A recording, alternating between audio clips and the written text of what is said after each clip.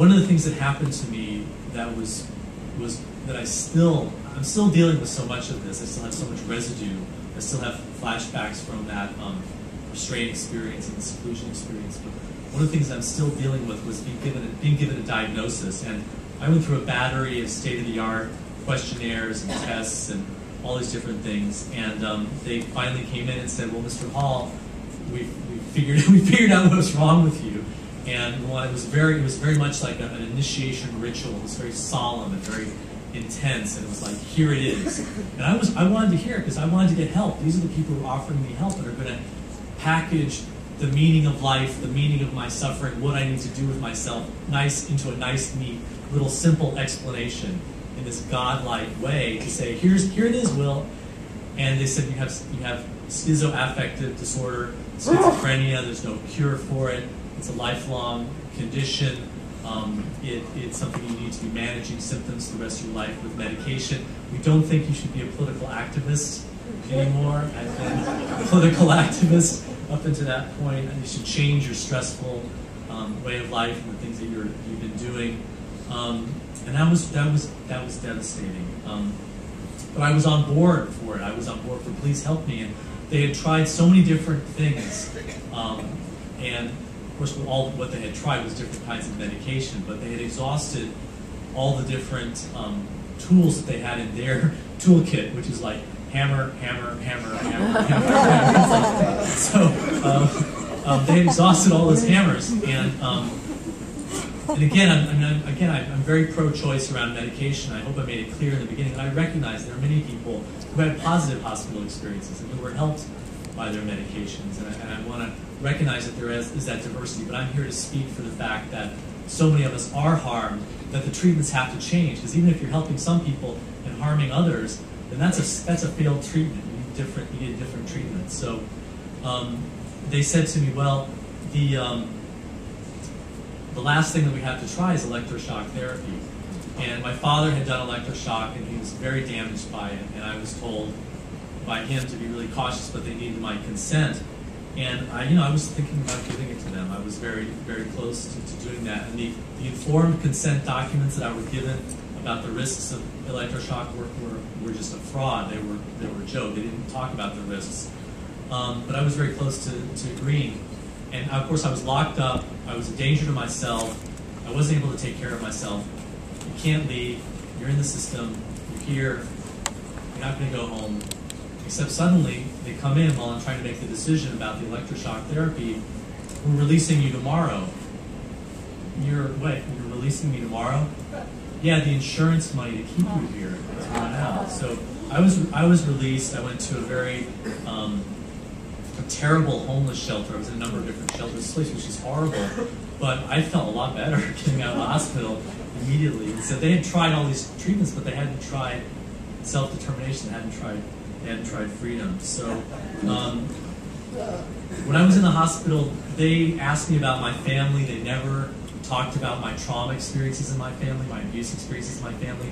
They wanted to know were other people in my family diagnosed, because they wanted to send me the message that I was a genetic carrier of these. They don't say genes cause schizophrenia. They say you have predispositions, which is a sophisticated way of saying that, yeah, the genes are like this causal necessary ingredient. There's no scientific conclusion around that, but the message that I got was that there's something broken in me. And so I had to unlearn the messages that I got from the hospital. I had to unlearn the idea that I couldn't trust what was inside of me, because I was, with the diagnosis, I'm turning over my authority to professionals and to providers to be the authority of what I need to do to take care of myself. So I had to unlearn that. I spent years in a trial and error process. It's one of the reasons I do the work now, is because I want people to be able to do that experimental process more quickly and have a lot of options and choices. But I had to search things out because I had exhausted what the mental health system had to offer me. Today, I don't take medications. There's a lot of different things that I do. I do holistic health. I've done acupuncture, homeopathy. I do yoga. I meditate. I have a lot of privilege. I was able to research things myself. I come from a family of survivors, and so I have that kind of survivor instinct in a way, and so that was very helpful to me. one of the things that was really crucial for me in getting to a point where I'm living in society and I'm not in this chronic kind of crisis state that I've lived in for so many years, is really peer support and making human connections. And the Icarus Project and the Freedom Center have been really, really key for me. And the Freedom Center and the Icarus Project's philosophy is that we're going to help people by creating community. And that has been excellent for me, because one of the things that's important is that I didn't just recover from my psychotic experiences. I still have and am living with altered states where I become really, really in another dimension. I have feelings and observations and insights. I have psychic phenomena that happen. I hear voices. I have a lot of things that would be, if I'm in a crisis and I get interviewed by a psychiatrist, they're going to say, you're having a psychotic episode. But for me, I have learned how to live with these experiences, actually value the meaning and the power in these experiences as a part of myself and a part of my creativity and a part of my sensitivity and a part of my spirituality. And that's not everyone is going to want to take that approach, but that was very helpful for me. So I want to really emphasize that idea of human relationships and human connections. That's really a thread. You're going to be hearing a lot about a lot of different kinds of alternatives at this conference, and that's really the thread, is the willingness to create a relationship with someone and to explore what their experience is rather than having an immediate judging category diagnosis. I know what the treatment is here that distances you from that person, to more embrace the mystery of who this other person is, which I think is what is essential to every human relationship. You really need to just meet the person where they're at. Now, the things that I do, acupuncture, homeopathy, meditation, a lot of researchers are going to say, okay, that's the placebo effect. But if that's the placebo effect, then give me the placebo effect, because it works for me, and I think I really want people to question this medical scientific segregation of the placebo effect versus what we know is causal, because placebo effect, there are placebo surgeries where you can cure someone of a knee problem where they can't walk. They do a surgery that doesn't really do any kind of operation on the knee, but the person believes that they have an operation on the knee because they've been under anesthesia, they've been given an incision, and then their knee gets better. So the placebo effect is incredibly powerful for healing people. There's recently a study that was done that like half of doctors in the U.S. routinely give placebos to their patients because they know that they work. So there's also something called the nocebo effect, which is that if you are diagnosed mistakenly with a cancer, for example, you can start to die from that cancer, from the mistaken diagnosis, that an authority like a doctor giving you that belief that you have a disease or a disorder can actually cause the symptoms of those to emerge.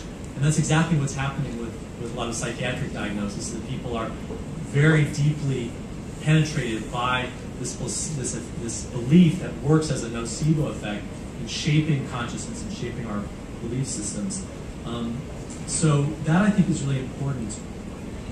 And I think it's really important to understand that, communities create placebo effects. We create a belief system. One of the central placebos that I think works is the expectation that you can recover. That's essential to Soteria. It's essential to the Freedom Center. It's essential to the Icarus Project, that you just believe in that, and that's what you present to everyone that you encounter and everyone that you want to connect with, is this expectation of recovery rather than an expectation and belief in chronic illness. So